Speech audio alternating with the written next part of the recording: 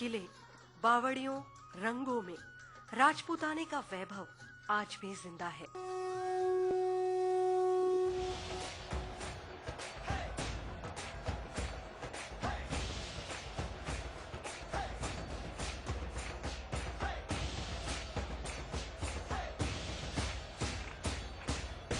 दूसरी ओर रेत के धोरों में राजदेस, मांड, मोरचंग, सारंगी की तानों में पूरा इतिहास पलता है।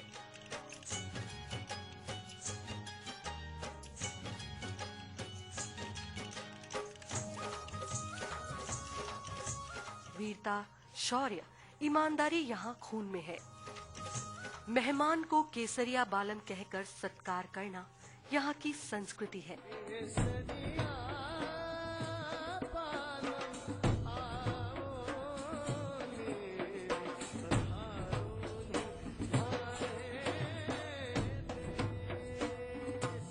यहाँ सियासत है, यहाँ किस्से हैं, कहानियां हैं।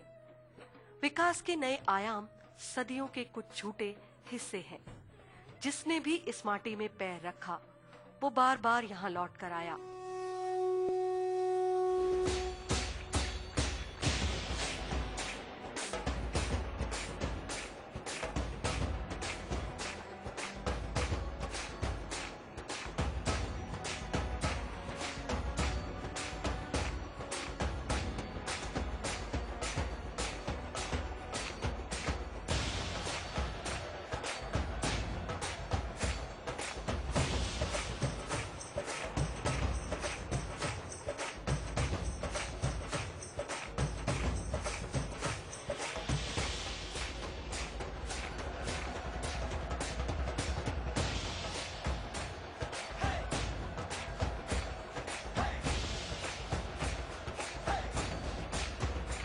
ये राजस्थान है, यहाँ जीवन बसता है।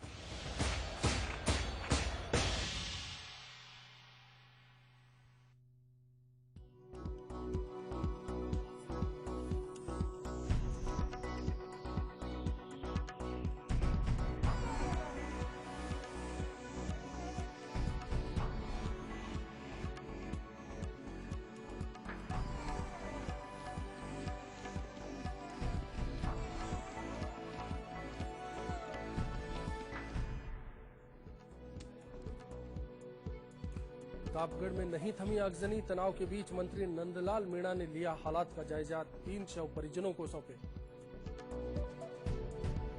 1 घंटे के मंथन में तय नहीं हुआ कांग्रेस विधायक दल का नेता, हाईकमान पर छोड़ा फैसला। कामत ने दिए पीसीसी में बड़े फेरबदल के संकेत। कटारिया ने किया पंचायती राज का रिव्यू, मनरेगा में तय लक्ष्य तक नहीं पहुंचा काम। 31 मार्च तक 90% काम पूरा करने का आदेश। भरतपुर में अगवा बच्चे को लेकर गरमाया मामला, आक्रोशित परिजनों ने संभागीय आयुक्त से लगाई गुहार, पुलिस के खिलाफ निकाला जुलूस। और बीकानेर में ऊंट महोत्सव का रंगारंग आगाज, देशी विदेशी सैलानियों ने की शिरकत। 3 दिन में होंगे कई कार्यक्रम।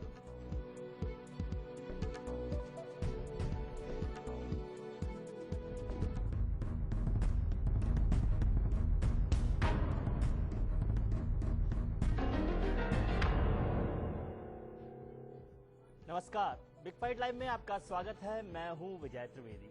बिग फाइट लाइव का मायने है सच के लिए लड़ाई, सच को ताकत देने की लड़ाई, सच के साथ रहने की लड़ाई।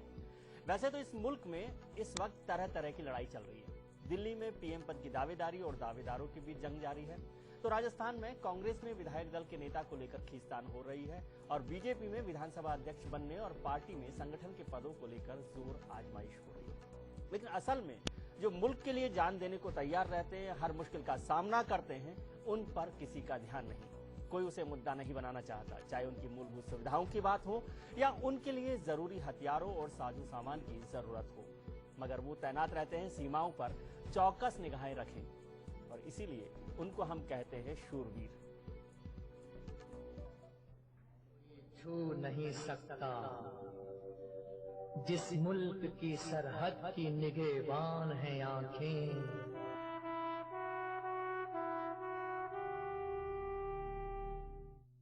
आज भारतीय सेना दिवस है। तादाद के लिहाज से इस मुल्क की फौज दुनिया की दूसरी सबसे बड़ी सेना है, लेकिन क्या हथियारों, साजो सामान और मॉडर्नाइजेशन के साथ साथ उनकी सुविधाओं के लिहाज से भी हम क्या ऐसा ही दावा कर सकते हैं? क्या वजह है कि आज का नौजवान सेना में शामिल होने के लिए तैयार नहीं दिखता? क्या उसमें देशभक्ति की कमी आई है या फिर उसे सेना एक ब्राइट करियर ऑप्शन नहीं लगता? क्या हम आज भी आंखें मूंद कर भरोसा कर सकते हैं हमारी फौज पर उसकी ताकत के हिसाब से? यदि कभी किसी मुल्क ने हमारे साथ जंग कर ली तो क्या हम उसका मुंह तोड़ जवाब देने के लिए वाकई तैयार हैं? ये सिर्फ जज्बाती सवाल नहीं है कि हम हाँ में ही जवाब दें। ऐसे सवालों की अनदेखी नहीं की जा सकती है, तो फिर उसका जवाब ढूंढने की कोशिश करेंगे सेना में रहे बड़े अफसरों के साथ। आज खास मेहमान हैं हमारे साथ brigadier Bhagwan Singh, brigadier Mohanlal, doctor captain J Pratibha Varshney और ओपी भारद्वाज, जो शहीद अमित भारद्वाज के पिता हैं। आप सबका बहुत बहुत स्वागत है बिग फाइट लाइव में।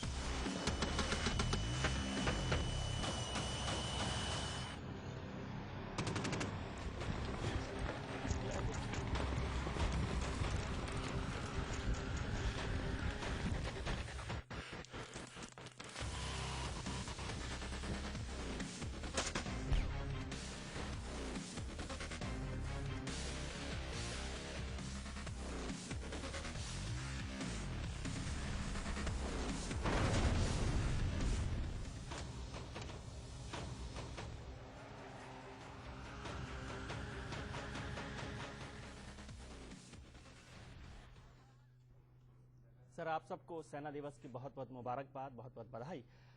ब्रिगेडियर भगवान सिंह, आज सेना दिवस का मायने तो मैं आपसे जानना चाहूँगा, लेकिन एक मोटा सवाल मैं आपसे जानना चाहता हूँ कि क्या आज हम वाकई हमारी सेना को दुनिया की सर्वश्रेष्ठ सेना कह सकते हैं? वेल, जहाँ कहने का सवाल है, मैं यकीन से कह सकता हूँ कि आप कह सकते हैं कि हम दुनिया की सबसे उच्च दर्जे की जो सैनिक होता है और वो जो सेना बनाता है, वो सेना कह सकते हैं। हमारी सेना में कोई कमी नहीं है, हमारी ट्रेनिंग में कोई कमी नहीं है, हमारे हौसले में कोई कमी नहीं है और हमारी कर्मठता में, डेडिकेशन में और प्रजातंत्र में हमारी जनता की सेवा करने में के विश्वास में कोई फर्क नहीं है। आपको मैं हजारों उदाहरण दे सकता हूं जिसमें जहां भी हमारी सेना यूएनओ में जहां भी मिशन में गए हैं, यूएन पीस कीपिंग के फोर्स के तौर पे जहां भी गए हैं, बाकी बढ़िया से बढ़िया देशों की सेनाओं के साथ में जो काम किया है और वहां के जो देशवासी हमारी सेना की जो तारीफ करते हैं, हमारी सेना ने जो काम किया है, कोई देश उसका मुकाबला नहीं कर सकता है जी। हमारे देश में भी हम ये करके दिखा रहे हैं कि हम शांति रखे हुए हैं, चाहे इंटरनल हो चाहे एक्सटर्नल हो, सारे किस्म के थ्रेट हैं, लेकिन इसके बावजूद हम शांति रखे हुए हैं। ब्रिगेडियर मोहनलाल, जो ब्रिगेडियर साहब कह रहे हैं, क्या उसे मैं सिक्के का एक पहलू नहीं मानूं? सेना की एक तस्वीर है ये, जिसे हम मोरल हाई ग्राउंड कहते हैं। क्या हकीकत भी यही है? जी जरूर, हकीकत में यही है, क्योंकि जो जज्बा हमारी सेना में देश के प्रति है वो सर्वोत्तम है। जज्बा सिर्फ एक सेना की ताकत हो सकती है? जी, सिर्फ जज्बा जो है वो सेना की ताकत हो सकती है? जज्बा के अलावा जो अदर एस्पेक्ट है, जैसे ट्रेनिंग है और लगातार जो है मोराल आदमी का उच्च स्तर पर है और फौजी अच्छे तरह से संतुष्ट है, तो ये सारी मिलकर के एक उसका जज्बा बनाती है। और साथ साथ में हमारा जो जितने पॉइंट्स आपने दिए उन सब पर आप यस कर रहे हैं? यस, हम बिल्कुल यस करते हैं। हमारा जो सैनिक है वो संतुष्ट है, हमारा सैनिक जो है वो वेल इक्विप्ड है, हमारे सैनिक को जो सुविधाएं मिलनी चाहिए वो पूरी मिल रही हैं। इसको हम डिटेल में डिस्कशन करेंगे, लेकिन कैन वी से यस? यस, वी डेफिनेटली हम हाँ कहेंगे इसके ऊपर। जहाँ तक इक्विपमेंट की कमी या इक्विपमेंट पूरी तरह से सर्विसेबल कंडीशन में नहीं होने का, उसके लिए हमारे सिस्टम बने हुए हैं और प्रोक्योरमेंट करने का भी अच्छी तरह से प्लान बना हुआ है। हालांकि इसमें ज़्यादातर बड़े इक्विपमेंट बाहर से आते हैं, जैसे टैंक्स है, गन्स है या रेडार्स है या और इलेक्ट्रॉनिक इक्विपमेंट है, तो उनमें इंपोर्ट करने में समय लगता है। पर फिर भी हमारे प्रोसीजर्स बने हुए हैं और कोशिश की जा रही है कि इस प्रोसीजर को इस तरह से सिंप्लीफाई किया जाए ताकि जल्द से जल्द और इक्विपमेंट हमारा आ सके। चर्चा करेंगे। मैं और इसके अलावा जनरल जानकारी के तौर पर आपसे जानना चाह रहा था, प्रोक्योरमेंट पर हम चर्चा करेंगे अभी आगे भी।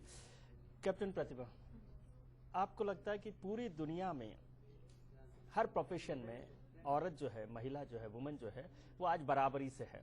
क्या सेना के लिए ये बात कही जा सकती है? नहीं, जहाँ तक सेना की बात है वहाँ पे सर्विसेज में तो आप ये बात कह सकते हैं जी। लेकिन जहाँ तक आर्म्स की बात है, अभी भी हमारे यहाँ इंडक्शन हुआ नहीं है जी। कॉम्बैट हाँ, कॉम्बैट फोर्सेस में अभी तक हमारे यहाँ इंडक्शन वुमेन का हुआ नहीं है। और मतलब ये तो हर जगह, मतलब मैं ये नहीं बोलूंगी, और प्रोफेशंस में भी हम बोलते हैं कि बराबर है, लेकिन इक्वल अपॉर्चुनिटीज हर प्रोफेशन में नहीं है। उसके लिए हर औरत को काफी आर्मी में जो अपॉर्चुनिटी है, are you satisfied with that? See, as far as services are concerned, Indian Army में, एएमसी में तो कई सालों से, मतलब मुझे एग्जैक्ट फिगर तो याद नहीं है, पर कई सालों से लेडीज हैं और कोई डिस्क्रिमिनेशन नहीं है। मींस ना तो जॉब अपॉर्चुनिटीज में, ना ही प्रमोशन में, किसी तरह का कोई डिस्क्रिमिनेशन सबसे बड़ा नहीं है। डिस्क्रिमिनेशन तो यही है, जिस काम के लिए सेना है उस काम में आपकी हिस्सेदारी नहीं है। इससे बड़ा डिस्क्रिमिनेशन क्या हो सकता है? डिस्क्रिमिनेशन एक तरह से सोसाइटी एज सच में है इंडिया में। अगर आप देखें कितनी औरतें आगे बढ़ के, सोसाइटी का कोई प्रोफेशन ऐसा नहीं है जिसमें आपकी हिस्सेदारी नहीं हो। नहीं, पर ब्रिगेडियर साहब, क्या आपको औरत कमजोर लगती है? नो, एक्चुअली आप, मैं तो ये कहूंगा क्योंकि मैं सीधे सवाल पूछ रहा हूं, पॉलिटिकल सवाल नहीं पूछ रहा। हाँ, पॉलिटिकल नहीं पूछ रहा, मैं ये कह रहा हूँ कि एट दिस मोमेंट, इस वक्त उनको कॉम्बैट आर्म्स में इंडक्ट करना सूटेबल नहीं है। इसलिए सूटेबल नहीं है कि पहली बात तो क्या दुनिया के किसी मुल्क में नहीं है? अमेरिकन हमारे भी हैं, पाकिस्तान में भी combat fighter pilot, air force fighter pilots हैं हमारे यहाँ भी हैं। लेकिन ये एयरफोर्स में चल जाएगा, चलो ठीक है, मान ली बात। लेकिन आप एक इमेजिन कीजिए, किसी लेडी को यदि पीओडब्ल्यू बना लिया गया तो उसके साथ क्या बर्ताव होगा और दूसरे एक सोल्जर के साथ क्या होगा? बराबर बात है, जो भी सोल्जर के साथ पीओडब्ल्यू का बर्ताव हो रहा है उसमें क्या बुराई है? यदि वो जेनेवा आप उसको एक्सेप्ट करते हो कि हमारे कोई मर्द या मेल काउंटर पार्ट के पास? बात ये है कि हर एक, आप अमेरिका जैसे स्टेट को देखिए कि उन्होंने हमारे जो काउंसिल जनरल था उसको डिप्लोमेटिक इम्यूनिटी नहीं दी। जेनेवा एग्रीमेंट को उन्होंने अपनी तरफ से इंटरप्रेट किया है। इसी तरह से आर्म्ड फोर्स से भी जिस कंट्रीज की जिनके यहाँ मोरल इतने स्टैंडर्ड्स हाई नहीं है, वो कुछ भी करें तो उनका क्या कर लोगे आप? Everybody is not human. Chaturvedi साहब, आपसे जानना चाहता हूँ, अमित का जो शहीद हुए कारगिल में, आपको लगता है कि उनकी शहादत कुछ काम आई है? और उसके बाद जो है ये मुल्क आपकी हिफाजत कर रहा है, आपका ध्यान रख रहा है? जहाँ तक अमित के शहादत का प्रश्न है, उसने एक तरह से एग्जाम्पल क्रिएट किया है कि आने वाले समय के अंदर अपना सैनिक या ऑफिसर अपनी जान देने के लिए तैयार है। अमित बेसिकली मतलब आर्मी में जाने का शुरू से इच्छुक था। मतलब वो ये चाहता था कि मैं आर्मी में जाऊं और देश की सेवा करूं, ये जज्बा उसका बना हुआ था। मतलब उसी को देख करके किया है। जहाँ तक उसकी शहादत जो उसने दी है वो लोगों के लिए प्रेरणा बनी है। कई ऐसे जो हमारे पास में लोग वाग आते हैं, वो आर्मी में जाना चाहते हैं, जानना चाहते हैं कि मैं आर्मी में क्यों जाना चाहता हूँ।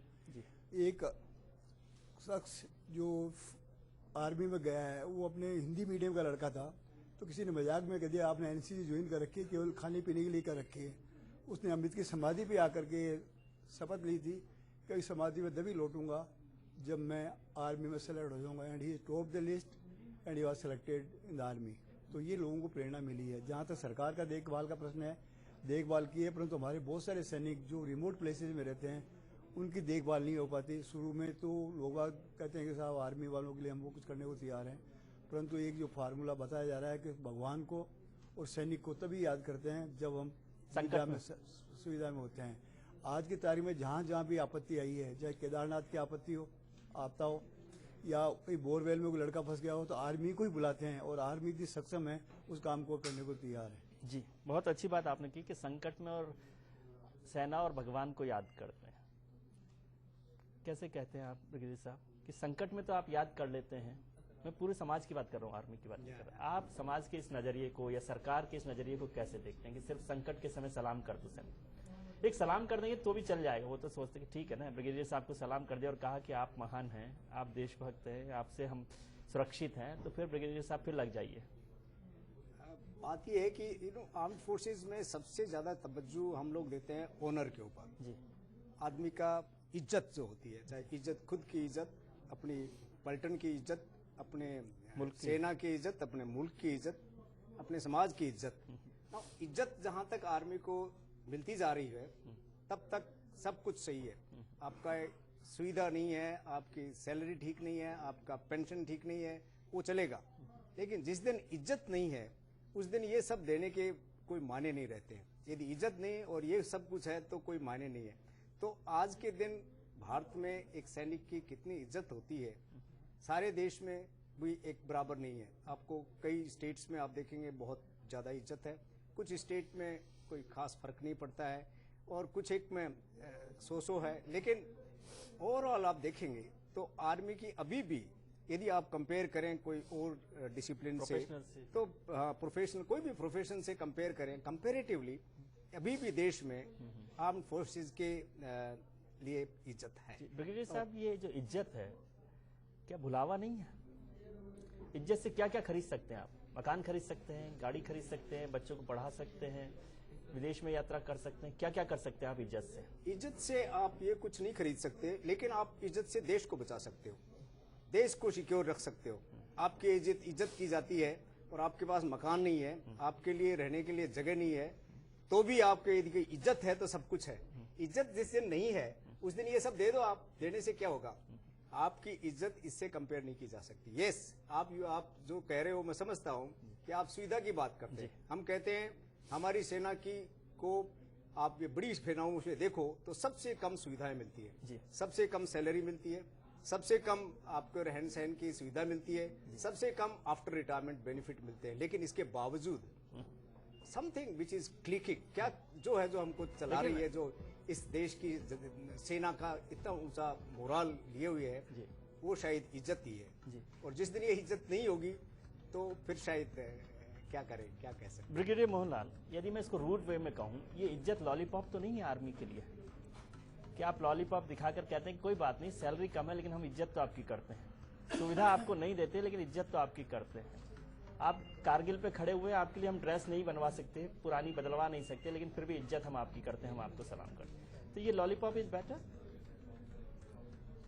लॉलीपॉप तो लगता है, पर जहाँ तक सैनिक है उनके दिल के अंदर एक देश प्रेम की भावना जो है मेंटेन करना, ये फौज का जो मुल्क उस देश प्रेम की भावना को समझ नहीं रहा हो, जो सरकार उस देश प्रेम की भावना को, देशभक्ति को, उस जज्बे को समझ नहीं रहा हो, उसका क्या मायने? हाँ, ये बात आप कुछ हद तक सही है कि हमारे फौज जो सबसे अच्छी फौज गिनी जाती है। सर, किसी भी सिस्टम में सफाई करने के लिए गंदगी को उघाड़ना पड़ता है, आप उघाड़ना नहीं चाहते। हाँ, ये बात आप ठीक कह रहे हैं कि काफी सुविधाएं जो है कम मिलती है और वो प्रोपोर्शनेट नहीं है जितना कि जिससे हमारे सैनिकों का मनोबल हमेशा ऊंचा रहे और देश प्रेम की भावना बनी रहे, वो कम है और गवर्नमेंट एफर्ट कर रही है। और अभी मेरा ख्याल है आगे इम्प्रूवमेंट होगा इसके अंदर।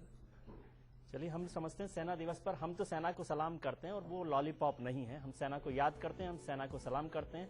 और इस खास कार्यक्रम में हम चर्चा करेंगे सेना की, हमारे सैनिकों की, हमारे नौजवानों की जो मुल्क के लिए लड़ रहे हैं, मुल्क के लिए शहादत दे रहे हैं। ब्रेक के बाद हम जल्दी आएंगे लौटकर। हमारे खास मेहमान हमारे साथ बने हुए हैं, आप कहीं मत जाइएगा।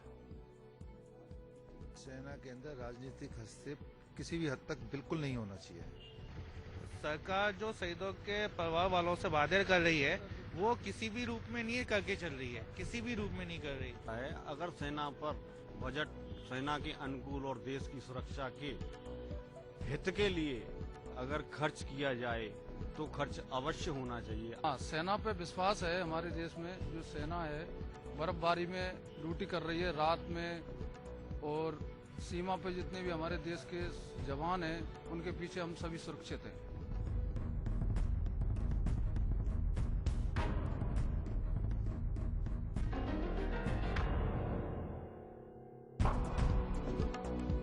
शहरों की हलचल, गांवों की चौपाल, अतीत के झरोकों से वर्तमान के दरवाजे तक, इतिहास के पन्नों से बदलते राजस्थान तक, सियासत के अखाड़े से खेल के मैदान तक, चप्पे चप्पे पर हमारी नजर। हम हैं मौजूद गली गली, शहर शहर, क्योंकि हम हैं सबसे आगे, सबसे पहले। देखिए खबर राजस्थान।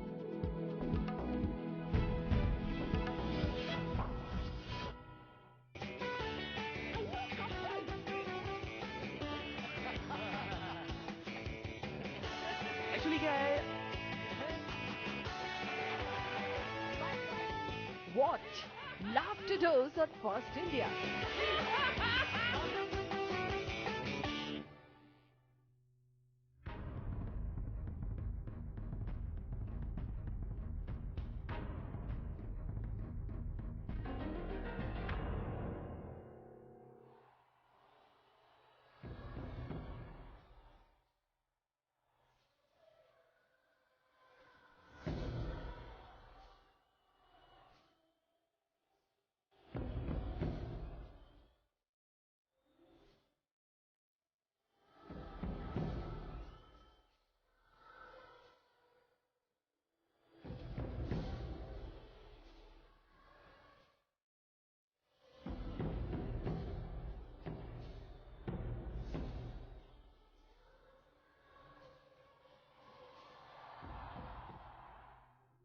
श्री गंगानगर से हमारे साथ दर्शक जुड़ रहे हैं, नरेंद्र सेतिया जी। नरेंद्र जी, आप क्या कहना चाहते हैं?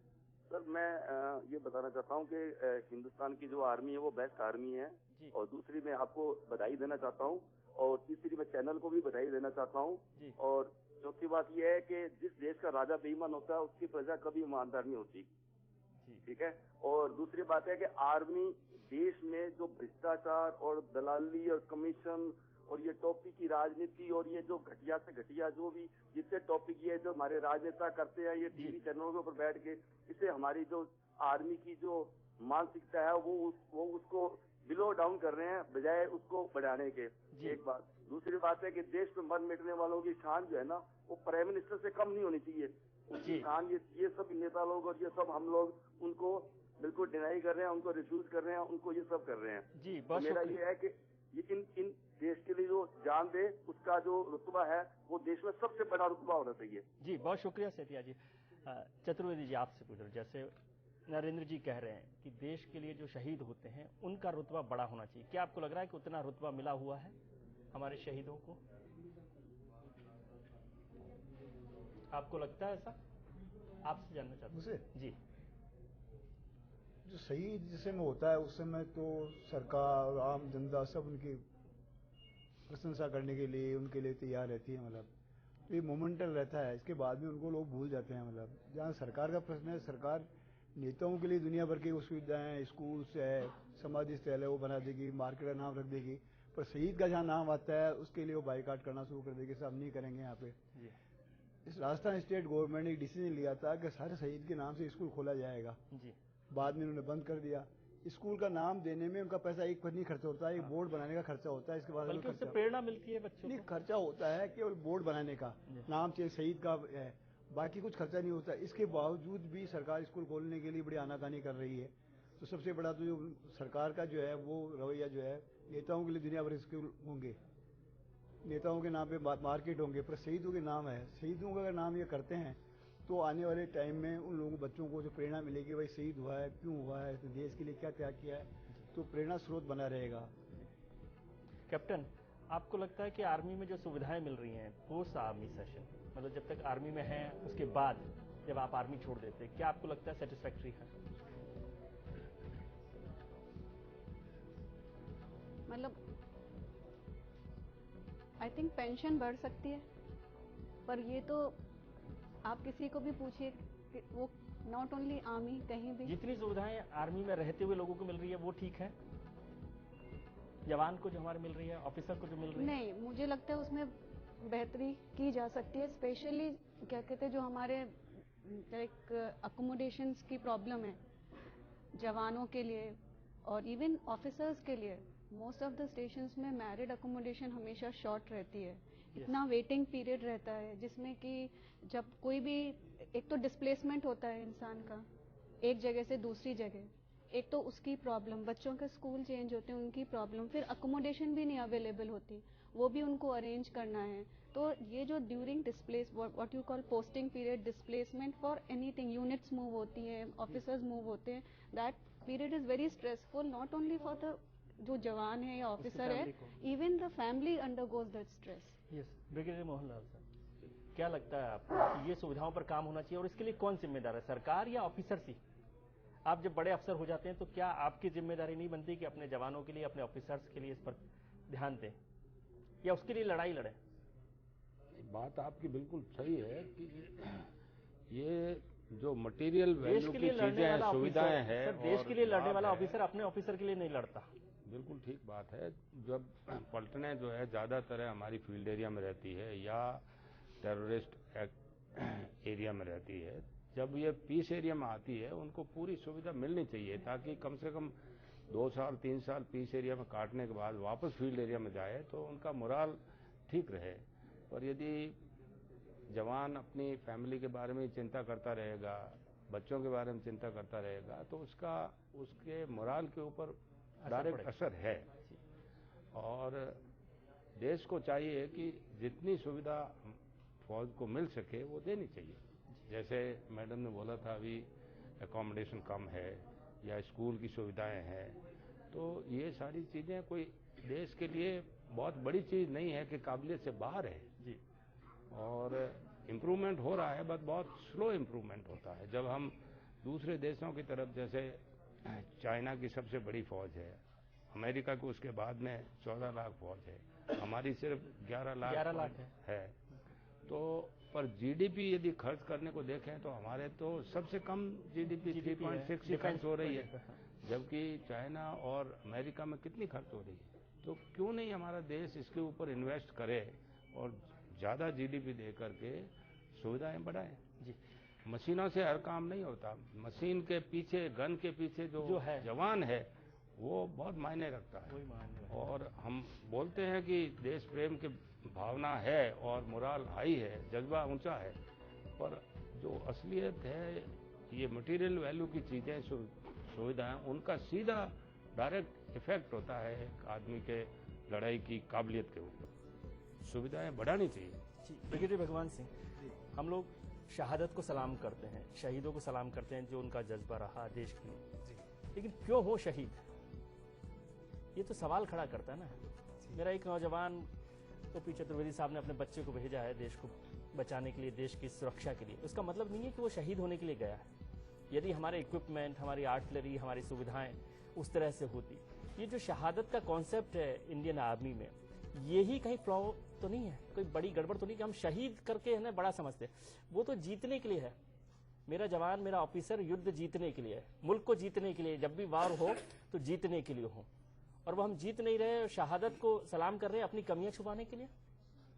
नहीं, देखिए ऐसा तो कोई नहीं चाहता। मैं जनरल पैटन का सेकेंड वर्ल्ड वॉर में एक जनरल पैटन थे, अमेरिकन जनरल, उसने किसी आपके जैसे ही कोई जर्नलिस्ट ने पूछा कि साहब are you prepared to die for your country? बोलता no, I am not prepared to die for my country, I want to survive for my country, I want that other guy to die, that bastard to die for his country. So effort is कि वो बंदा, वो that bastard should die, not me. लेकिन चूंकि ये एक profession ऐसा है कि इसमें गोलियों का खेल है, तो गोलियां तो देखो लग सकती हैं, ये कोई मांगता नहीं है, ना चाहता है। वो ठीक है। मैं दूसरा सवाल आपसे पूछ रहा हूँ कि ये जो आपकी कमी है, मेरी सरकार की जो कमी है, मिनिस्ट्री ऑफ डिफेंस की कमी है, जनरल साहब की जो कमी है कि वो अपनी आर्मी को, जैसे सर कह रहे हैं कि जीडीपी का सबसे कम पैसा हम खर्च कर रहे हैं। खरीद पर हम अगले ब्रेक के बाद चर्चा करेंगे कि खरीद पिछले 10 साल से 20 साल से कोई कर ही नहीं रहे। हमारे पास जो इक्विपमेंट्स हैं, हमारे पास जो आर्टिलरी है वो 20 साल पुरानी हो गई। बोफोर्स तोप के बाद हमने कोई नई खरीद ही नहीं की है। तो